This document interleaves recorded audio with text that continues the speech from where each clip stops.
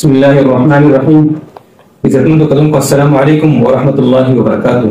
سنة مخكم منغا لازم على إشاعة التوحيد والسنة زل بليل حضرت العلامة مولانا إقبال حسين سے انٹرویو اغسطی او پای کې موږ دا تذکرم کړو دا حادثې چې کله بلیر کې د امیر او د لازم شهادت شوی بیا د ضلع بلیر ملګرو او قائد محترم په مشاوره سره د ضلع بلیر امیر او ضلع بلیر لازم اعلی انتخاب شو. نو نن موږ سره د ضلع بلیر نئے امیر حضرت مولانا فضل وهاب سے سلمه الله تعالی هغه موږ سره موجود دي او موږ د هغې شکریه ادا کوو، مننه کوو چونکې وخت ډېر کم دی او نن د ختم ورځ ده، مېلمانه هم راروان دي، د دې تیاری هم دی ورپسې. زه مختصر شم د هغې نه تپوسونه کوم، انشاءالله العزیز هغې به خپل تجرباتو په رڼا کې هغې جوابات راکړي. زه د هغې مننه کوم، د هغې شکریه ادا کوم، راځئ چې هغې سره په دې انټرویو کې شریک شو. حضرت خپل تعارف وکړئ، تاسو پرون هم څه دی؟ بسم الله الرحمن الرحیم. د ټول لومړی خو مولانا صاحب ستاسو شکریه ادا کوو چې موږ له کوم ټایم راکړو. زما نوم دی فضل وهاب د ډګر چوک پیدایشي اوسېدونکی یم او د پلار نوم دی ګل محمود او د هغه ځای هغه د زمینداري کورنۍ سره تعلق دی. او تاسو په وړوکوالي کې والدین یا استادان په کوم نوم باندې یادولی؟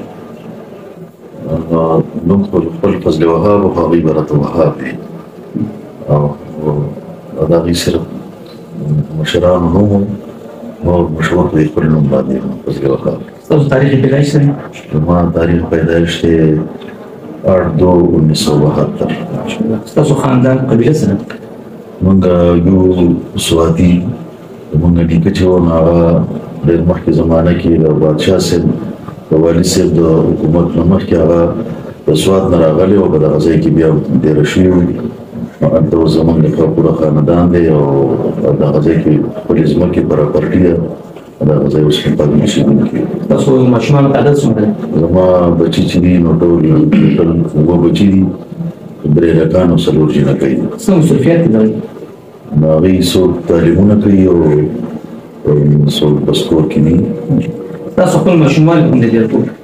خپل ماشوموالی په خپل علاقه کړي کې تېر کړی و، د سکول تعلیم څه حده پورې کړی و په خپل مقامي سکول کې، او د هغې نه وروسته بیا د علم په سلسله کې مختلفو علاقو ته ضلعو ته بیا منتقل شوي او مختلفو مدارسو کې پاتې شوي. عصري تعلیم څومره دی؟ عصري تعلیم 10مه پورې کړی دی. ابتدایي تعلیم دغه بنیاد شروع کړی؟ کوم چې دغه تعلیم د عصري دیني تعلیم موږ شروع کړی و د لاهور مدرسه حقاني ورته وایي، مولانا عبدالمتین صاحب د ګلګت والا هغې مدرسه کې پاتې شوم او د هغې نه وروسته بیا دارالعلوم سرحد پېښور کې او د هغې نه وروسته بیا رستم کې او په سوات کې مختلفو مدارسو کې او مټه کې او بیا اکثر فنون چې وو هغه د مولانا فضلیات صاحب په مدرسه کې جامع ګلټده کې هغه مونږ ویلي وو. او د هغې نه وروسته بیا وړه دوره مو رستم کې کړې وه، په سن 1996 کې هم دوره حدیث او پنجپیر جامع الامام شیخ محمد طاهر رحمت الله علیه د مدرسې نه بیا دوره حدیث وکړو. تاسو قابل قدر اساتذه کرام ډېر کې شته؟ زمونږ د اساتذهو کې باچا صاحب او شیخ القرآن الحدیث مولانا محمد طیب طاهري او دغه شان شیخ القرآن الحدیث مولانا عبدالسلام صاحب او د دې نه علاوه نور د فنونو استادان هغه هم بې شماره دي. ډېرې تاسو پاتې شوي ډېر عمر داسې خاص قابل ذکر ملګري چې تاسو سره تر اخره پورې پاتې شي تذکره کولو غواړئ؟ په هغې کې خو ملګري خو ډېر دي، خو مولانا میر افضل صاحب چې هغه خو معروف شخصیت دی او په ډګر کې اوس د هغه مدرسه هم د هغې مدرسې زه نظامت هم کوم او تدریس هم هغې کې کوم. نو هغه زما د طالبګرۍ د اول نه واله تر اخره پورې او بلکې بیا جو علمي سفر زمونږ د ډېر وخته پورې هغه تر اوسه پورې هغه جاري دی. دې نه علاوه مولانا حضرت حسین صاحب چې هغه سابقه ناظم د جماعت اشاعت توحید سنت هغه مرګره پاتې شو او دا شانتي کوم چې زمونږ سابقه امیر دی هغه د لګري کې مرګرتیا شو اگر چې هغه خو منتهي کتابونو کې مرګرتیا مشي او بیا د برابر نورستم زمونږ له مسلسل مرګرتیا او بیا چې کله امیر شو بیا سره زموږه مرګرتیا ډېر زیات او چون کې دغه وخت کې نیټه سره د ناظم صاحب وجو باغي ورځ باندې په سفر کې هغه مرګري شو نو اکثر سفرو کې په زمونږ مرګرتیا ماشاءالله کوم علماء تاسو قرآن زده مونږ خپل کلی کې مولانا شیربادر صاحب ته وفات شوی دی د مشر شیخ صاحب شاګرد دا غینو سو د تفسیر کړی دی او په سواد مټه کې د مفتی الیاس صاحب نه او بیا دا غینا رستو بیا په رستم کې صدوري کړی او پنځپیر کې بیا اکثر دورو کې شامل شوی ماشاءالله قائد محترم تاسو څه زده کړی د دینه هو ډېر زده کړی د قرآن زده کړی دی ځکه چې د دې ډېر ښه اندازو نو موږ ډېر خوشاله د دې په درس کې او ډېر شرکت کوونکو او ډېر زیات قوت حاصله کړې وه او دغه شانتي په دوره حدیث کې بیا ترمذي ثاني موږ د دین ویل د دین علاوه اصول سنت او عبدالرسول او ضیاء النور دا موږ د دین ویل شیخان ولا تاسو ملاقات شوی مشر شیخ صاحب سره ملاقات نه شوی علمي کې تاسو بهترین نبی تاسو ذکر وکړو او داسې تدریس خدمات تاسو نه سره هغه جامع تعلیم القرآن ډګر چوک کې تدریس ته مختلف کتابونه پڑھاو کو پروس کال دا سره مشکات او سکال منظر بخاری ثانی راته ورکړی دا معنا درسونه وغیرہ افتواری شي افتواری درسونه نشته شاګردان څوم دي شامل قدر شاګردان نسي تذکرہ کول غواړي او مختلف دي داسې څه وایي او اکثر مدرسین دي پکې او علماء دي تاسو سره اهتمام کوم تاسو چلی مثلا جامع تعلیم القرآن ډګر چوک څه ترتیب رسالات بس څنګه چې عام مدارس وي او هغه شان دغه دي الحاق چا سره الحاق د وحدت المدارس سره دی او د آسپاس د مدرسې کوم عوام دي هغې تاسو رویه مزاج څنګه دی د هغوی زموږ سره ډېر ښه تعلق دی او د مدرسې سره هم ښه تعلق دی او زموږ د مدرسې او د علماو د جماعت ښه اثر دی آینده د همت تاسو سره مدرسې کې تاسو څه داسې مخکې ترتیب کول غواړئ مدرسې کې خو دور حدیث او تخصص فقه هغه پکې کېږي او بس کوشش کوو چې نوره ترقي وکړو ماشاءالله کوم ځای کې قرآن درسونه ورکوئ قرآن درس هغه خپله مدرسه کې چې کوم د هغې جامع مسجد دی د محلې او په هغې کې درس قرآن ورکوو تاسو څه وایي د وحدت المدارس باره کې د دې بنیاد ایښودو څه ضرورت و د دې خو ضرورت دا و چې زمونږ ملګري وو نو په وفاق المدارس کې به ډېر زموږ ملګرو ته په دغه انداز سره کتې کېدل په ذلیله نظر باندې او هلته به زموږ ته حقوق نه میلاوېدو نو دا زموږ یو تمنا وه بلکې د جماعت د هر یو ملګري د فرد دا یو تمنا وه چې موږ یو مستقل بورډ هغه مهیا کړی شي او زموږ ملګري ښه د خوددارۍ نه کار واړي او خپل وړي او چاته ضرورت محتاج نه وي ستاسو ذهن کې څه رایې څه مشوره راځي د ابو محمد القلي لاړ شي نو بس دعاګانې غواړو الله دې ورته ترقي ورکړي او دا څومره چې امتحانات وشو نو په ډېر ښه منظم او بلکې موږ دا وایو چې په لږ وخت کې به دا د وفاق المدارس نه ډېر مخکې لاړ شي په حیثیت امیر تاسو چې د بنیر تاسو علاقې کارکردګي څنګه ده نسبه نو زموږ په تنظیمي سرګرمي ښه زیاته ده ملګري منظم دي درسونه کېږي شوراګانې په وخت باندې کېږي ملګري ډېر ښه مطمئن دي او ډېر د یو بل سره منظم او د محبت مظاهره د یو بل سره په حیثیت امیر دا عهده خو ډېره زیاته ګرانه ده تاسو څنګه ګرانه ده خو دا خو بس د شیخ صاحب امر و د هغوی مجبوره کړو نو ما دا سوچ وکړو چې زه بس چې د شیخ صاحب امر دی نو په دې کې به د الله تعالی امداد راسره وي صرف د دغې په تمه یو چې د شیخ صاحب د وجې نه الله زما سره مدد کوي چې حکم نه دی جماعت د ترقۍ په حوالې سره ستاسو ذهن کې څه داسې لاهمل موجود دی چې د لبنان مخکې لاړ شي؟ نو بس چې د جماعت کار کېږي، شوراګانې په وخت باندې او درسونه یي، نو دا خو زموږ بنیادي کار دی، په دې باندې ترقي شوې ده او کېږي مخکې ته.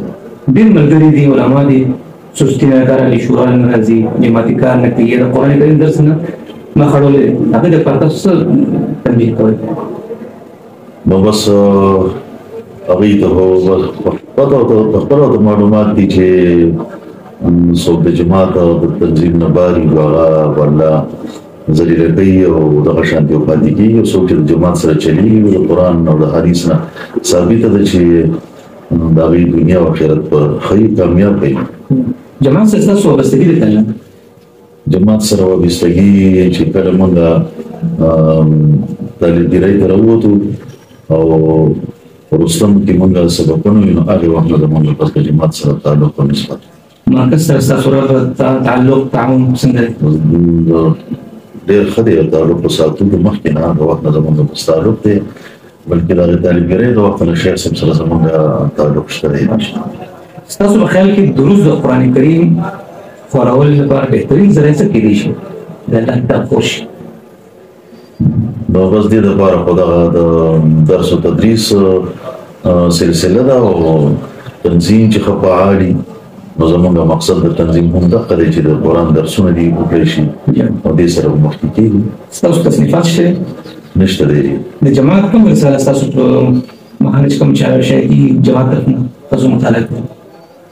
زموږ په چې ماهنامه توحید سنت کوم د مرکز رساله ده، دا راځي، نور رسالې به راتلې، خو موږ په دې رسالې سره د رسالو مطالعه دي.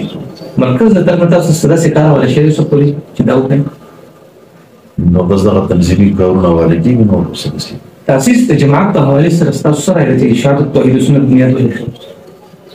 او د هغې په وجه دا وه چې ملک شرکیات او بدعات او رسومات او رواجونه، نو د هغې لپاره یو منظم جماعت پکار او هغه سوچ هغه وخت سره شیخ القرآن نور الله مرقده کړی و او بس هغه الله تعالی هغې کامیاب کړو او د ډېر حده پورې کار شوی دی او روان دی انشاءالله. کوم ملکونو سفر کړی؟ سفر د ملیشیا او دوبۍ، سعودي عرب او افغانستان. دا د کاروبار په سلسله کې یا نو سعودي ته عمرې ته تللي وو او دوبۍ ته څه هسې په چکر باندې تللي وو، دغه شان ملیشیا ته هم. ذریعه معاش څه څه دی؟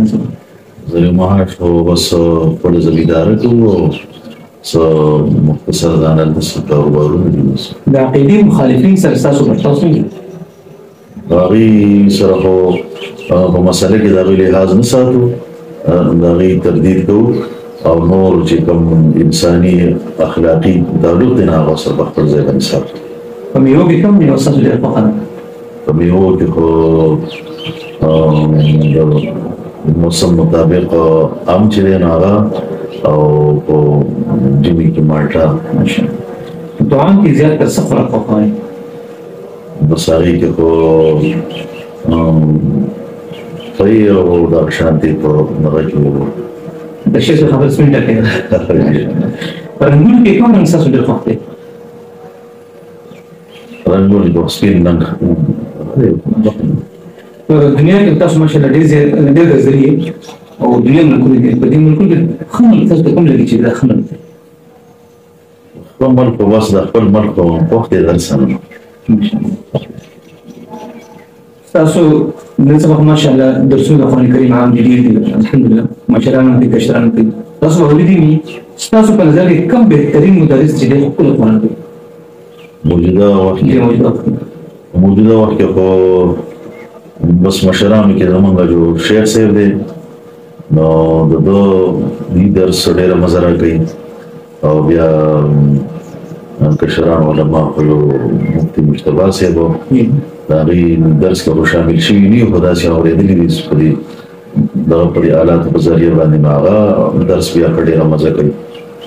او کوم چې مشران وایي خو مشر شیخ صاحب او دغه شانتې بس اکثر شیوخ چې دغو درسونه په خپل ځای باندې ښه دي. ستاسو په نظر بهترین طالب علم څوک کېدی شي چې دا ښه طالب دی؟ نو ښه طالب دا دی چې هغه د خپل وخت قدر کوي، د کتاب محنت کوي، د استاد تابعداري، وخت نه ضایع کوي چې دا ښه طالب علم دی. خبرې مې زیاته غوسه دي. غوسه خو چې د طبیعت خلاف چې څه خبرې جوړې دي غوسه راځي. څوک تحفه درکړي ستاسو خوښاني تاسو ورسره څه کوئ؟ د هغې وخت مخکې قبول کړو، بیا د هغې نه وروسته چاته بل چاته بیا د هغې هدیه کوي. شاګرد ته تپوس وکړي مسلې باره کې، تاسو د هغې مسلې جواب نه درځي، څه ورته وایي؟ بس صفا ورته وایي چې مطالعه وکړو، کتاب وګورو، تحقیق وکړو، جواب یې درکړو. دا ملک د جمهور ملک دی، که د خلک اتفاق وکړي چې یاره مولوي صاحب مونږ خپل وزیر اعظم جوړو، تاسو به دا قبلوئ؟ چې عوام ټول مطالبه وکړي نو صحیح ده، بس د عوامو په رایې باندې چې صحیح وي هغې باندې موږ هم خوشحاله یو. څه ورته جهاد بیا سي نو هغه وخت سره به ګورو چې څوک د ملک لپاره ښه ښکاري، د هغه په باره کې به ترجیح ورکوو. دا عمل زموږ ډېر په تنزلۍ کې روان دی، ډېر خراب شو. دا خرابوالی شو او د دې حل به څه یوس؟ نو بس خراب خو په دې شو چې زما په خیال مشران یې صحیح نه دي، د ملک خیرخوا نه دي، او چې خیرخوا خلک پرې راغلي نو بس ملک به ښه شي. ستاسو مکتب نه څوک کتاب داسې واخلي غل انسان غلا کړي، تاسو ډېر کې څه ورسره کوئ؟ نو بس هغه ته تنبیه ورکوو، نو نور په قانون زموږ په لاس کې نه دی چې سزا ورته ورکړو. غلطي اصلاح څنګه کوئ؟ نو اصلاح په قرآن او حدیث باندې د مشرانو طریقه ښکلې، نو په دې طریقه باندې په واضح نصیحت کوم. جماعت کوم ډېر وخت تېر کړی دی، څه داسې سختې راغلي دي، مناظرې شوي دي، څه پیل کړی شوي، داسې واقعات شوي دي؟ نو جیلونه خو په خپله برداشت کړي دي، او دا شان مناظرو کې شرکت کړی دی، او دا شانتې مخالفینو طرفه هم سختې تکالیف راغلي دي، بس برداشت کړي دي. جماعتي احباب دپاره تاسو څه پیغام ورکول غواړئ؟ جماعتي احبابو ته خو دا وایي چې د ثابت قدمۍ استقامت نه کار واخلي، او خپل د جماعت کار هغه مخ په وړاندې باندې بوځي، او هر یو کس دا سوچ وکړي چې زه د جماعت په حیثیت یو ښه کارکون یم، او دا کار زما ذمه ده او زه به یې کوم. جزاک الله خیر. عزتمندو کتونکو، امیر ارشاد التوحید سنت ضلع بنیر حضرت العلامه مولانا فضل الوهاب صاحب د مجلس د هغې د مختصر شانې انټرویو تاسو واورېده. یقینا د ډېرې ښکلې خبرې دي، خصوصا د هغو ملګرو لپاره چې هغې سستۍ نه کار اخلي او هغوی د جماعت کار کې د قرآن کریم خدمت کې سستي کوي. یقینا څنګه چې هغه وي چې د هدایت تبعۍ سبب دی، دنیا کې هم ذلت دی، آخرت کې هم دغسې حال وي. نو زما مشوره هم دا ده چې هغه ملګرو لپاره چې هغوی سستۍ نه کار اخلي، جماعت کار ته کار نه وي، هغوی د ځان ملاتړ وکړي، هغوی دې کار ته کار وکړي. څنګه چې دې کار کوو، محنت کوو، نو شیخ قرآن مولانا محمد طیب طاهري سلام الله په دې باندې اعتماد وکړو، او د ضلع بنیر ټولو ملګرو په دې اعتماد وکړو، دوی امیر کړو. نو حالانکې دا نه چې صرف دو موجود نور خلک نو دنیا بنیر پاکستان په ضلعو کې غټه ضلع ده او ډېر لوی تنظیم دی. نو شاید نور هم علما موجود خو چونکې دغه ټولو نه زیات په دې اعتماد وشو او دوی امیر کړو. په دې وجه یې کړو چې دوی د جماعت کار کوو، د الله د کتاب تدریس یې کوو. څنګه چې دوی خپل انټرویو کې وویل چې موږ باقاعده مدرسه چلو، په داسې حالاتو کې مشکلات زما د دې ګوایم چې ډېر مشکلات راغلي دي، څنګه چې دوی جیل ته باوجود د هغې نه د جماعت کار نه دی پرېښی. نو راځئ چې ما تاسو مضبوط وکړو او د کار ته کار و، د جماعت میشن ته میشن و، او کوم کار چې ته حواله شوی دی دا خو ډېر اسان کار دی، خو موږ ملا وتړو. انشاءالله موږ هم دنیا کې کامیاب یو، آخرت کې انشاءالله کامیاب. زه د علامه صاحب شکریه ادا کوم، بیا مننه کوم چې هغې ما وخت راکړو. د دا شکریه ادا کوم، ډېره مهرباني.